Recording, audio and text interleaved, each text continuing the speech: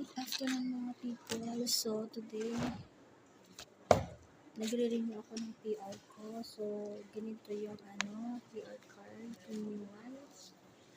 And ganito yung mga copies, mga documents na ipapasa. Tapos, pag natapos nyo na lahat. So lahat ng documents nandito na katulad ng permanent residence card, ganito siya. I-fill upan nyo lahat yan.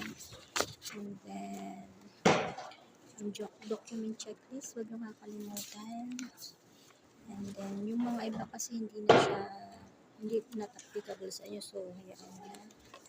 Tapos, yung 2x2 photos, dapat yan. Tapos, kung married naman kayo, include yung marriage certificate mo. Tapos, yung mga absences nyo sa Pilipinas, kung nag-travel kayo from Canada to Philippines, lagyan nyo ganyan, Philippines itinerary. Dahil nagpunta kami ng Thailand, so naglagay ako ng Thailand itinerary. So, ganyan. Basta yung mga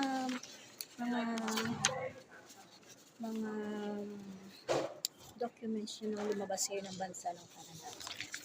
Tapos yung copy ng new passport nyo. So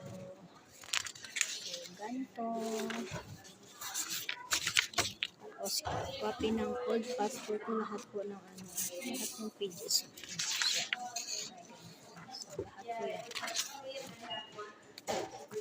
Tapos after that, dahil paper base ako, hindi ako sa portal.